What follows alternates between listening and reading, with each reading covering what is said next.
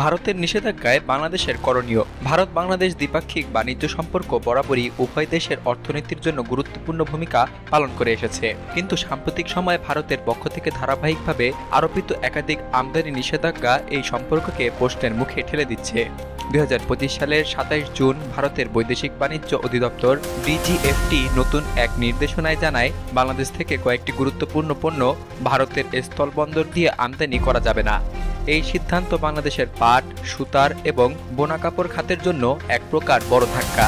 এই নিষেধাজ্ঞার পেছনে ভারতের উদ্দেশ্য, বাংলাদেশের জন্য সম্ভাব্য ঝুঁকি এবং করণীয় কি হতে পারে তা নিয়ে আলোচনা করব আজকের এই প্রতিবেদনে। ভারত নিষেধাজ্ঞার প্রকৃতি এবং প্রভাবিত পণ্য। ভারতের নতুন ঘোষণায় বলা হয়েছে, বাংলাদেশ থেকে একাধিক পণ্য, বিশেষ করে পাটজাত পণ্য, একাধিক ভাঁজের বোনা কাপড়, শন এবং পাটের একক সুতা এবং ব্লিচ না করা কাপড় কেবলমাত্র মহারাষ্ট্রের নাহবা সেবা সমুদ্র বন্দর দিয়ে আমদানি করা যাবে। বাংলাদেশের সঙ্গে ভারতের সড়কপথে যুক্ত বিভিন্ন স্থলবন্দর যেমন বেনাপোল, পেট্রোপোল, হিলি, বুড়িমারি, আগরতলা সবগুলোতে এই নিষেধাজ্ঞা কার্যকর হবে। এতে সবথেকে বেশি ক্ষতিগ্রস্ত হবে বাংলাদেশের উত্তর এবং পশ্চিমের পাট শিল্প এবং বস্ত্র খাত, যারা মূলত স্থলবন্দর কেন্দ্রিক রপ্তানিতে অভ্যস্ত। এর আগেও নিষেধাজ্ঞা ধারাবাহিক নাকি কৌশল? গত মে মাসেও ভারত একই ধরনের নিষেধাজ্ঞা দিয়েছিল তৈরি পোশাক খাতে। তখন বলা হয়েছিল, বাংলাদেশের পোশাক পণ্য শুধু নাহবা সেবা এবং কলকাতা বন্দর দিয়ে আসবে, স্থলপথে নয়। এবার সেই তালিকায় আরও পণ্য যুক্ত করা হলো। এই ধারাবাহিক নিষেধাজ্ঞা কি ভারতের কোনো দীর্ঘমেয়াদী কৌশল? অনেকেই বলছেন এতে ভারতের অভ্যন্তরীণ শিল্প সংরক্ষণের ইঙ্গিত রয়েছে, আবার কেউ কেউ এটিকে বাংলাদেশকে কৌশলগত চাপে রাখার কূটনৈতিক পদক্ষেপ বলেও মনে করছেন। বাংলাদেশের বাণিজ্যে সরাসরি প্রভাব। বাংলাদেশ থেকে ভারত বছরে প্রায় 700 মিলিয়ন মার্কিন ডলার সমমূল্যের তৈরি পোশাক এবং কয়েকশো মিলিয়ন ডলারের পাট ও সুতার পণ্য রপ্তানি করা হয়। এর একটি বড় অংশ যায় স্থলবন্দর দিয়ে, যার সময় এবং খরচ উভয় দিক থেকেই কার্যকর। নতুন নিষেধাজ্ঞার ফলে এসব পণ্য সমুদ্রপথে পাঠাতে হবে, যা সময় সাপেক্ষ এবং ব্যয়বহুল। বিশেষ করে ক্ষুদ্র এবং মাঝারি রপ্তানিকারকদের জন্য এটি একটি অতিরিক্ত চাপ হয়ে দাঁড়াবে। তাদের অনেকে ইতিমধ্যে চালান বাতিল, ডেলিভারি বিলম্ব এবং অতিরিক্ত শুল্ক সমস্যায় পড়েছেন। রপ্তানিতে জটিলতা এবং অতিরিক্ত খরচ। নাহবা সেবা সমুদ্র বন্দর মহারাষ্ট্রে অবস্থিত, যা বাংলাদেশের স্থল সীমান্ত থেকে 1000 কিলোমিটার দূরে।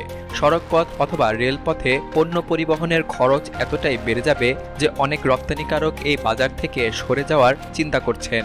তাছাড়া সমুদ্রপথে পণ্য পাঠাতে হলে অতিরিক্ত কন্টেইনার চার্জ, শুল্ক এবং পোর্ট হ্যান্ডেলিং ফি দিতে হবে, যা বাংলাদেশি রপ্তানিকারকদের প্রতিযোগিতামূলক মূল্য হারাতে বাধ্য করবে।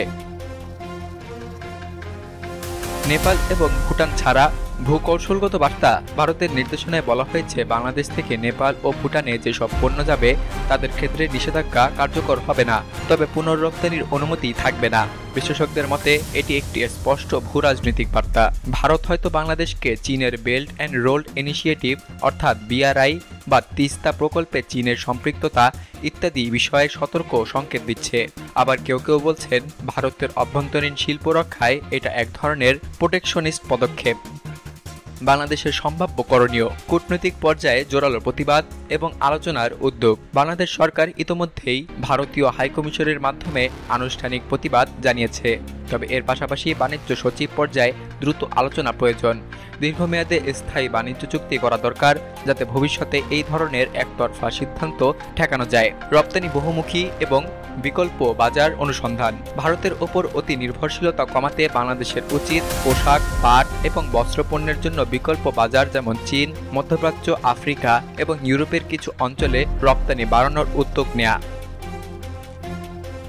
ভূরাজনৈতিক ভারসাম্য বজায় রাখা। তিস্তা প্রকল্পে চীনের সম্পৃক্ততা, ট্রানজিট সুবিধা, রেল সংযোগ ইত্যাদি বিষয়ে ভারত বাংলাদেশের সম্পর্ককে ভারসাম্যপূর্ণ রাখার কূটনৈতিক বুদ্ধিমত্তা দরকার। প্রতিবেশী কূটনীতিকে প্রতিযোগিতার বদলে সহযোগিতায় রূপান্তর করাই শ্রেয়। পণ্য পরিবহনে বিকল্প রুট উন্নয়ন। বাংলাদেশের অভ্যন্তরীণ নৌ এবং রেলপথ ব্যবস্থাকে এমনভাবে উন্নত করতে হবে যাতে কলকাতা, হলদিয়া, চট্টগ্রাম কিংবা মংলা বন্দর ব্যবহার করে বিকল্প রপ্তানি রুট গড়ে তোলা যায়। এতে স্থলপথে নির্ভরশীলতা কমে যাবে। নিষেধাজ্ঞা নয়, প্রয়োজন স্থিতিশীল বাণিজ্য নীতি। ভারতের একতরফা নিষেধাজ্ঞা শুধু বাংলাদেশের রপ্তানিতে আঘাত হানছে না, বরং আঞ্চলিক বাণিজ্য সহযোগিতার ক্ষেত্রেও নেতিবাচক প্রভাব ফেলেছে। সার্ক, অথবা বিমস্টেক এর মতো প্ল্যাটফর্মে দক্ষিণ এশিয়ার দেশগুলোর মধ্যে এমন পদক্ষেপের মাধ্যমে আস্থা সংকট সৃষ্টি হয়। বাংলাদেশের উচিত কূটনৈতিকভাবে বলিষ্ঠ অবস্থান গ্রহণ করা এবং একই সঙ্গে বিকল্প বাজার, পণ্য এবং রপ্তানি রুটে বহুমুখীকরণ ঘটানো। তাহলে ভারতীয় নিষেধাজ্ঞা সাময়িক ধাক্কা দিলেও দীর্ঘমেয়াদে বাংলাদেশ আরও বেশি আত্মনির্ভরশীল এবং প্রস্তুত হতে পারবে।